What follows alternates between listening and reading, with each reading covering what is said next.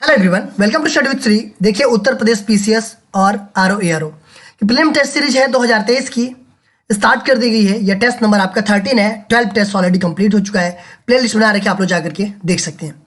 देखिए, अगर किसी भी स्टेट पीसीएस की आप प्रिपरेशन कर रहे हैं, जैसे कि बीपीएससी हो, एमपीपीएससी हो, छत्तीसगढ़ पीसीएस हो, झारखंड पीसीएस हो, आरएस हो, यूके पीसीएस हो, तो आप इस टेस्ट सीरीज को देख सकते हैं, क्योंकि काफ़ी फायदा होगा आपको। या फिर किसी वनडे एग्जाम की प्रिपरेशन कर रहे हैं तो भी आप इस टेस्ट सीरीज को देखिए, क्योंकि उसमें भी काफ़ी फायदा मिलेगा आपको। देखिए, कोई फर्स्ट टाइम विजिट कर रहा है मेरे चैनल पे, तो चैनल को सब्सक्राइब कर ले, बेल आइकन को प्रेस कर ले। और अगर चैनल के प्लेलिस्ट में जाएंगे आप तो उत्तर प्रदेश पीसीएस 2023 का प्रीलिम्स टेस्ट सीरीज मिल जाएगा। उसमें वहाँ से जो है कि आप टेस्ट नंबर 1 से टेस्ट नंबर 13 तक देख सकते हैं। तो जिन लोगों ने अभी तक नहीं देखा, वो टेस्ट नंबर 1 से स्टार्ट करके और टेस्ट नंबर 13 तक पहुँच जाए। तो स्टार्ट करते हैं। फर्स्ट क्वेश्चन है, निम्नलिखित को उनकी स्थापना के कालानुक्रम में रखिए। Ghadar Party, Communist Party of India, Congress Socialist Party, Hindustan Socialist Republican Association. देखिए, ये सब सारी चीज़ें हैं पार्टियां, इसकी स्थापना के कालानुक्रम में रखना है इसको, ठीक है। अगर हम बात करें गदर पार्टी की, तो गदर पार्टी की स्थापना कब हुआ था? तो 1 नवंबर 1913 को जो है कि अमेरिका के सैन फ्रांसिस्को नगर में लाला हरदयाल के द्वारा किया गया था गदर पार्टी का स्थापना। कम्युनिस्ट पार्टी ऑफ इंडिया की अगर हम बात करें, तो कम्युनिस्ट पार्टी ऑफ इंडिया यह भारत का साम्यवादी दल था और इसकी स्थापना जो है कि 1925 ईस्वी में कहाँ पे? कानपुर में हुई थी, MN राय के द्वारा। कांग्रेस सोशलिस्ट पार्टी की अगर हम बात करें, तो कांग्रेस सोशलिस्ट पार्टी ये राजनीतिक दल था और इसकी स्थापना हुआ था 1934 में, ठीक है। हिंदुस्तान सोशलिस्ट रिपब्लिकन एसोसिएशन, इसकी स्थापना कब हुआ था? तो देखिए, भारतीय स्वतंत्रता के लिए सशस्त्र संघर्ष के माध्यम से ब्रिटिश राज को समाप्त करने के लिए किया गया था इसका गठन, और ये एक क्रांतिकारी संगठन था। इसकी स्थापना कब हुआ था? तो इसकी स्थापना जो है कि 1924 ईस्वी में हुआ था, कानपुर में। राम प्रसाद बिस्मिल, योगेश चंद्र चटर्जी, चंद्रशेखर आजाद और सचिंद्रनाथ सन्याल के द्वारा, ठीक है। तो देखिए, इसमें कालानुक्रम लिखना है। तो पहले नंबर पे कौन आएगा? पहले नंबर पे तो आ जाएगा आपका कौन सा? गदर पार्टी, क्योंकि इसकी स्थापना हुई थी 1913 में। दूसरे स्थान पे कौन आएगा? आपका ये 4th नंबर आ जाएगा। तीसरे स्थान पे कौन आएगा? तो ये 2 नंबर आएगा। और चौथे स्थान पे ये 3 नंबर आ जाएगा। तो कौन सा हो जाएगा? 1 3 4 2, सॉरी 1 4 1 4 2 3, ठीक है। 1 4 2 3 कौन सा है? 1 4 2 3 है आपका ये बी वाला ऑप्शन। सूची फर्स्ट को सूची सेकंड से सुमेलित कीजिए तथा सूचियों के नीचे दिए गए कोड का उपयोग करके सही उत्तर कर चयन कीजिए। देखिए, सूची फर्स्ट है और सूची सेकंड। इसमें जो है कि कुछ यात्रियों का नाम दिया गया है, विदेशी यात्री हैं जो, वो कहाँ से बिलोंग करते हैं। देखिए, अब्दुल रज्जाक के बारे में अगर हम बात करें, तो ये जो है कि ईरान मतलब कि फारस का निवासी था और यह शाहरुख का दूत बन करके भारत में आया था। कहाँ का यह निवासी था? तो ये था आपका ईरान का निवासी। अच्छा, एक चीज़ हमें कमेंट बॉक्स में बताइए, अब्दुल रज्जाक का पूरा नाम कोई बताएगा? अब्दुल रज्जाक का पूरा नाम आप लोग कमेंट बॉक्स में मुझे बताइएगा, ठीक है, वीडियो को पॉज करके। निकोली कॉन्टी की हम बात करें, तो निकोली कॉन्टी ये विदेशी यात्री था इटली का, और ये विजयनगर के राज्य देवराय प्रथम के शासनकाल में ये आया था। तो ये कहाँ का था निकोली कॉन्टी? तो ये था आपका इटली का। देखिए, अगर हम बात करें फर्नांडो नूनीज की, फर्नांडो नूनीज ये जो है कि पुर्तगाल का घोड़ा व्यापारी था, ठीक है, और ये तुलुई वंशी शासक अच्युत राज्य के समय में विजयनगर की यात्रा किया था। ये कहाँ का था? तो ये था आपका पुर्तगाल का, ठीक है। इब्न बतूता ये कहाँ का था? तो ये अरबी यात्री था, मतलब अरब यात्री था ये, और ये जो है कि मतलब विद्वान था और लेखक था, और यह उत्तरी अफ्रीका के मोरक्को से था। तो ये हो जाएगा आपका पहला। Abdul Razzaq Iran, Niccolo Conti Italy, Fernando Nuniz Portugal और इब्न बतूता मोरक्को। तो ये हो जाएगा आपका 2 3 4 1, 2 3 4 1 कौन सा है? 2 3 4 1 हो जाएगा आपका बी ऑप्शन। द्वितीय बौद्ध संगीति का आयोजन किसके राज्यकाल में हुआ था? उदयभद्र, महापद्नंद, शिशुनाग, कालाशोक। देखिए द्वितीय बौद्ध संगीति, देखिए टोटल जो है कि 5 बौद्ध संगीति हुई थी, ठीक है। इसमें से पूछा जा रहा है कि द्वितीय बौद्ध संगीति का आयोजन किसके राज्यकाल में हुआ था। तो ये हुआ था काला शोक के राज्यकाल में, और ये 383 ईसा पूर्व जो है कि कहाँ पे हुआ था, वैशाली में हुआ था। और इसके अध्यक्ष कौन थे, तो सब कमीर थे।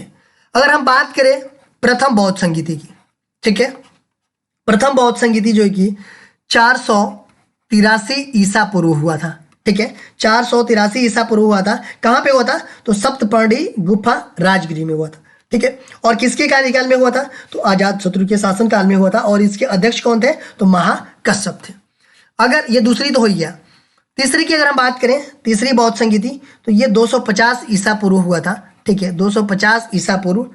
और ये जो है कि पाटलिपुत्र पटना में हुआ था और अशोक के शासन काल में हुआ था। और इसके अध्यक्ष कौन थे, तो तीस थे।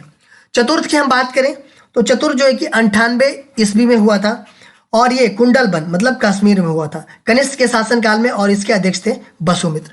पांचवी की अगर हम बात करें, तो पांचवी हुई थी 7वीं सदी में, और कन्नौज यूपी में हुआ था हर्षवर्धन के शासनकाल में, और अध्यक्ष इसके हेनसोंग थे, ठीक है। तो ये हो जाएगा आपका डी ऑप्शन।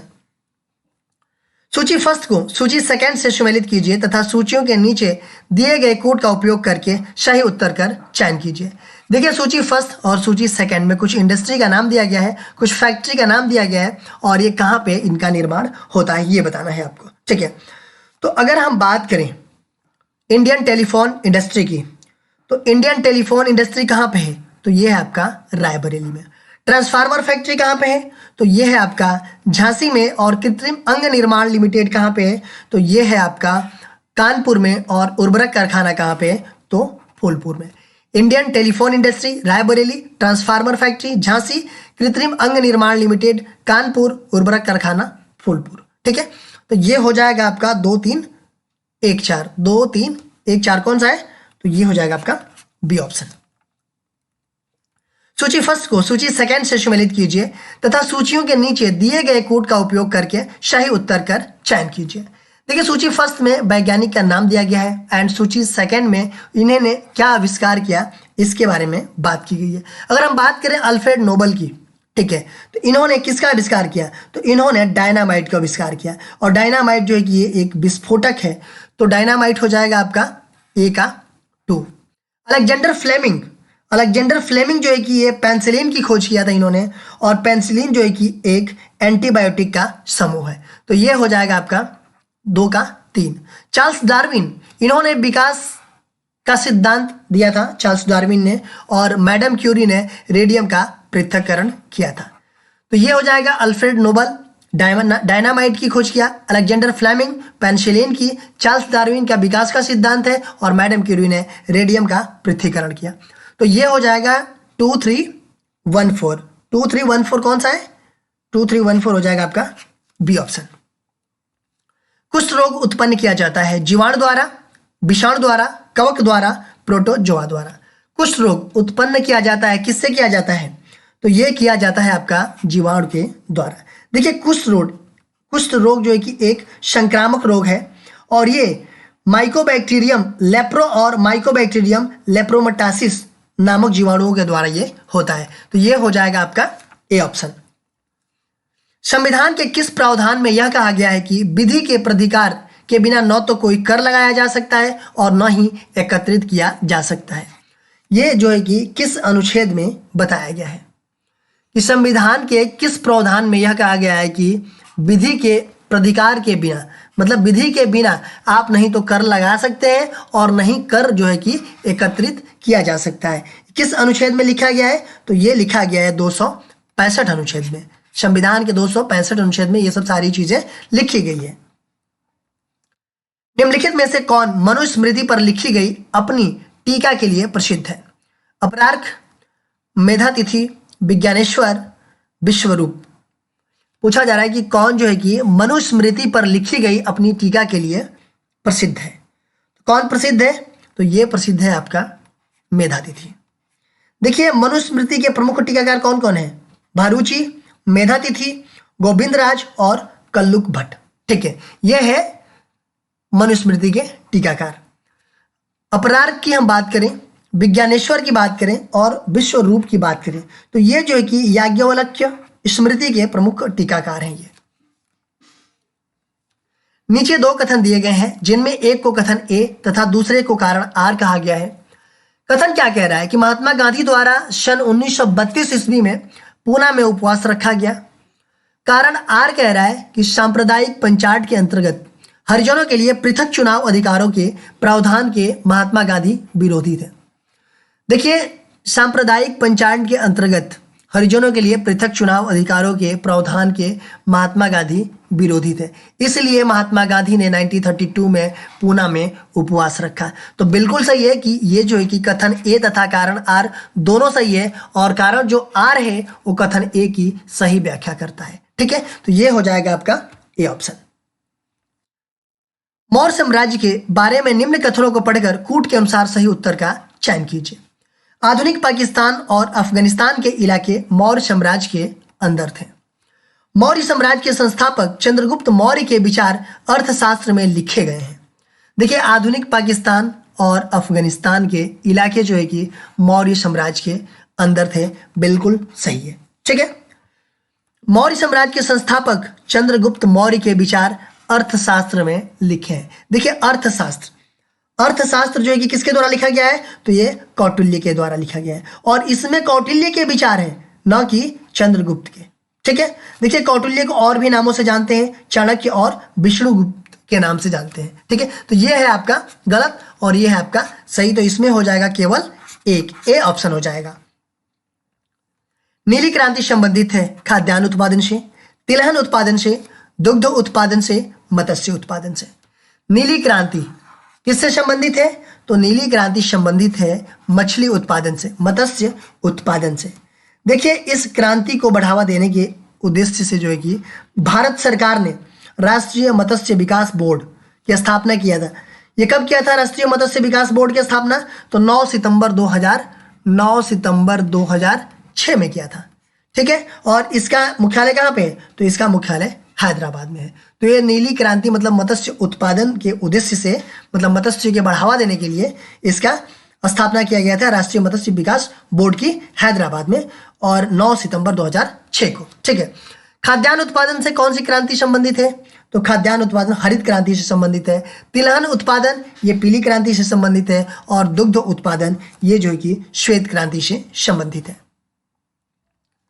सूची फर्स्ट को सूची सेकंड से सम्मिलित कीजिए तथा सूचियों के नीचे दिए गए कूट का उपयोग करके सही उत्तर का चयन कीजिए। देखिए, कुछ मेला या उत्सव का नाम दिया गया है और ये कहाँ पे आयोजन होता है इसका ये बताना है आपको। ठीक है, देखिए ताज महोत्सव, ताजमहल कहाँ पे है, आगरा में है, तो ये हो जाएगा आपका आगरा, आगरा में ताज महोत्सव होता है। गंगा महोत्सव वाराणसी में होता है। नौचंडी मेला कहाँ लगता है ये, तो ये मेरठ में लगता है और ददरी मेला ये कहाँ लगता है, तो ये बलिया में लगता है। ताज महोत्सव आगरा में, गंगा महोत्सव वाराणसी में, नौचंडी मेला मेरठ में और ददरी मेला बलिया में। तो ये हो जाएगा आपका 2143। कौन सा हो जाएगा आपका 2143 ये हो जाएगा आपका पहला ऑप्शन। निम्नलिखित कथनों को पढ़कर कूट के अनुसार सही उत्तर का चयन कीजिए। रेड क्लिफ समिति भारत और पाकिस्तान के बीच सीमाओं का निर्धारित करने के लिए नियुक्त की गई थी।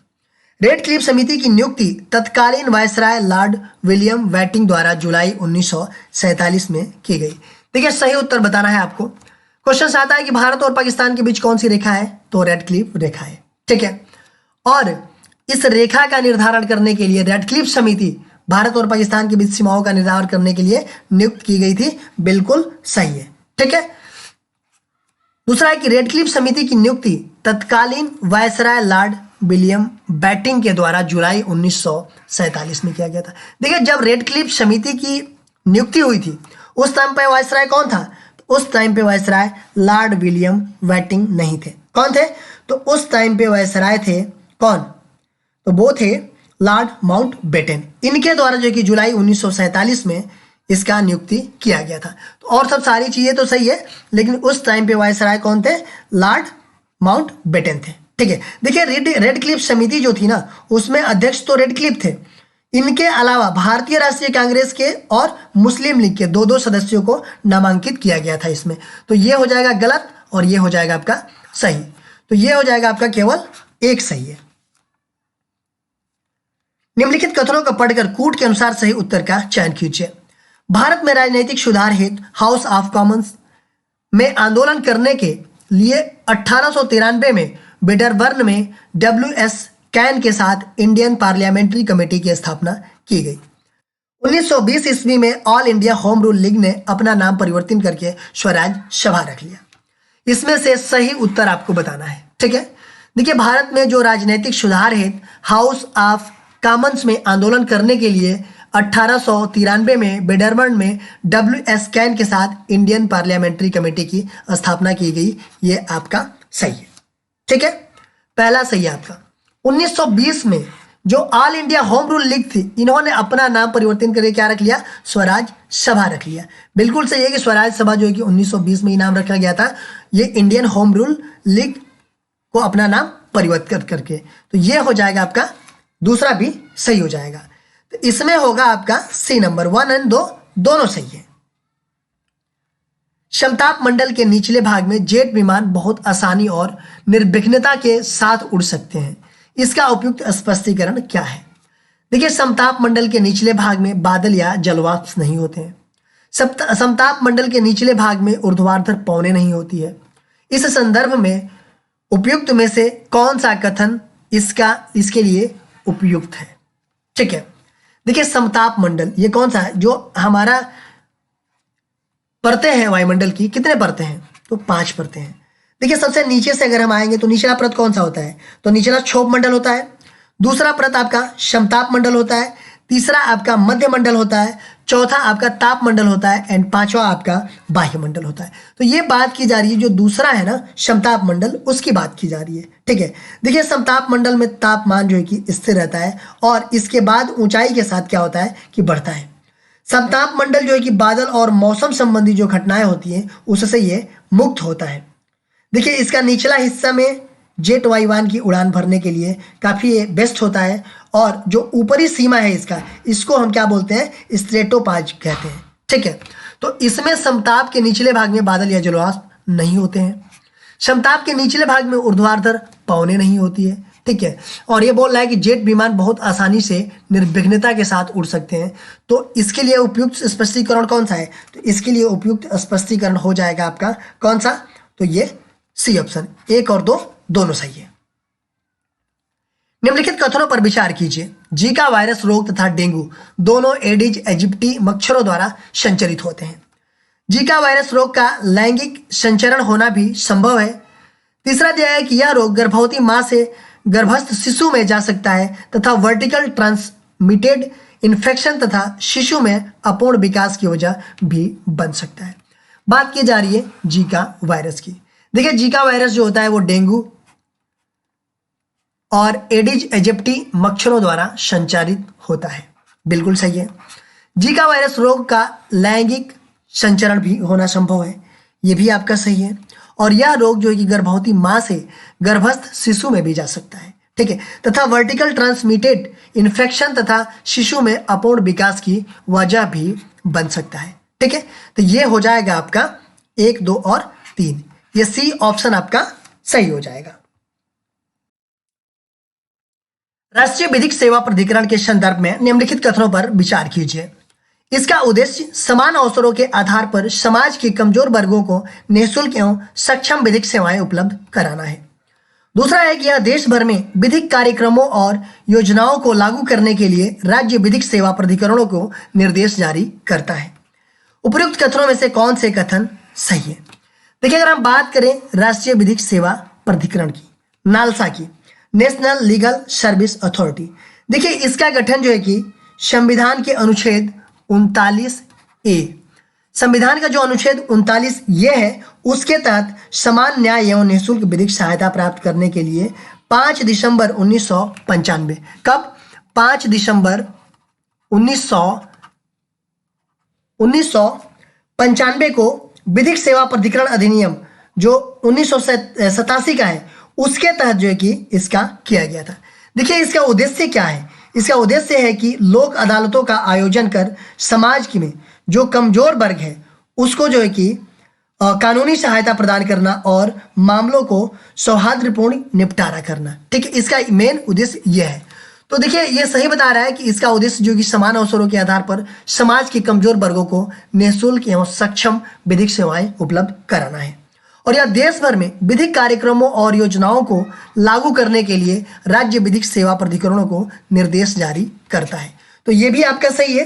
तो ये हो जाएगा आपका 1 और 2 दोनों, मतलब कि सी ऑप्शन आपका सही है। शास्त्रीय नृत्य के संदर्भ में निम्नलिखित कथनों पर विचार कीजिए। शास्त्रीय संगीत नृत्य तथा अभिनय का सम्मिश्रण है। यह असम के वैष्णवों की शताब्दियों की पुरानी जीवंत परंपरा है। उपयुक्त कथनों में से कौन से कथन सही है? बात की जा रही है क्षत्रिय नृत्य की। देखिए 15वीं शताब्दी में असम के महान वैष्णव संत थे और सुधारक थे कौन? श्रीमंत शंकर देव।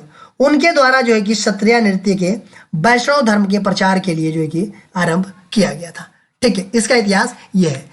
लेकिन क्या हुआ कि इस नृत्य शैली को जो संगीत नाटक अकादमी है उसके द्वारा जो है कि 15 नवंबर 2000 को अपने शास्त्रीय नृत्य की सूची में शामिल कर लिया गया। ठीक है, तो ये काफी इंपॉर्टेंट हो जाता है। तो ये शास्त्रीय संगीत नृत्य तथा अभिनय का सम्मिश्रण है, बिल्कुल सही है। और ये कहाँ का है? तो असम के वैष्णवों को शताब्दियों की पुरानी जीवंत परंपरा है। तो ये भी आपका सही है। तो ये हो जाएगा 1 और 2 दोनों। लोक सेवा आयोग के संदर्भ लोक सेवा आयोग के सदस्यों की नियुक्ति और पदावधि के संबंध में निम्न कथनों पर विचार कीजिए। संघ लोक सेवा आयोग एवं संयुक्त लोक सेवा आयोग के अध्यक्ष तथा सदस्यों की नियुक्ति राष्ट्रपति करता है। लोक सेवा आयोग के सदस्यों की नियुक्ति एवं पदावधि का प्रावधान संविधान के अनुच्छेद 316 में किया गया है। उपयुक्त कथनों में से कौन से कथन सही है? बात की जा रही है लोक सेवा आयोग के सदस्यों की नियुक्ति और पदावधि के संबंध में। देखिए जो संघ लोक सेवा आयोग के और संयुक्त लोक सेवा आयोग के जो अध्यक्ष होते हैं या उनके सदस्य होते हैं, उनकी नियुक्ति कौन करता है? तो उनकी नियुक्ति राष्ट्रपति करते हैं। ठीक है, लोक सेवा आयोग के सदस्यों की नियुक्ति और पदावधि का प्रावधान जो है कि संविधान के कौन से अनुच्छेद में लिखा गया है? तो वो 316 के अनुच्छेद में लिखा गया है। 316 के अनुच्छेद में वर्णन किया गया है। तो ये दोनों सही है आपका, ए और बी, मतलब 1 और 2 दोनों सही है। देखिए क्वेश्चन पूछा गया था आप लोगों से पिछले वीडियो में, पाटभूमि पाई जाती है विदर्भ मैदान में, छोटा नागपुर में, दंडकारण्य में, विंध्यन उच्च भूमि में। पाटभूमि कहाँ पाई जाती है? तो ये पाई जाती है छोटा नागपुर में, झारखंड में। और ये जो है कि यहाँ पर जो है कि लेटेराइट मिट्टी पाई जाती है। ये हो जाएगा आपका बी ऑप्शन। आज का क्वेश्चन देख लेते हैं। आज का क्वेश्चन है निम्नलिखित में से असत्य कथन बताइए। महाद्वीप और महासागर पृथ्वी के प्रथम श्रेणी के उच्चावच हैं। दूसरा है कि अमेरिकी प्लेट तथा भारतीय प्लेट महासागरीय महाद्वीपीय प्लेट का उदाहरण है। महाद्वीप विवर्तनी क्रिया से एक दूसरे से अलग हुए हैं। एंड चौथा है कि प्रशांत प्लेट विश्व की दूसरी सबसे बड़ी प्लेट है। इसमें से आपको गलत बताना है, असत्य कथन बताना है। तो इसका आंसर जो है कि आप लोग कमेंट बॉक्स में मुझे बताइएगा। इसका आंसर मैं नेक्स्ट वीडियो में आप लोगों को बताऊंगा। देखिए आप हमारे चैनल को सब्सक्राइब कर लीजिए। सब्सक्राइब करने के बाद बेल आइकन को प्रेस कर लीजिए कि जब भी मेरी वीडियो आए तो आपको नोटिफिकेशन मिल जाए। मेरा दूसरा चैनल है श्री GS पॉइंट, उसको भी सब्सक्राइब कर लीजिए, बेल आइकन को प्रेस कर लीजिए। फेसबुक पे मेरा पेज है स्टडी विद श्री, इंस्टाग्राम पे हमारी आईडी है स्टडी विद श्री 25 और श्री GS पॉइंट, इन दोनों को फॉलो कर लीजिए। और टेलीग्राम पे मेरा चैनल है स्टडी विद श्री। इन सब सारे जगहों पे आप कनेक्ट हो जाइए। इन सब सारे जगहों पे स्टडी से रिलेटेड चीज़ें पोस्ट की जाती है जिससे आप लोगों को फायदा पहुंच सकता है। दोस्तों वीडियो अच्छी लगती है तो आप लोग लाइक किया कीजिए, एक अच्छा सा कमेंट्स कर दिया कीजिए, अपने दोस्तों में जरूर शेयर किया कीजिए। अगर वीडियो अच्छी नहीं लगती है तो आप लोग डिसलाइक कर दिया कीजिए और कमेंट बॉक्स में मुझे बताइए कि डिसलाइक क्यों किया। वीडियो देखने के लिए धन्यवाद।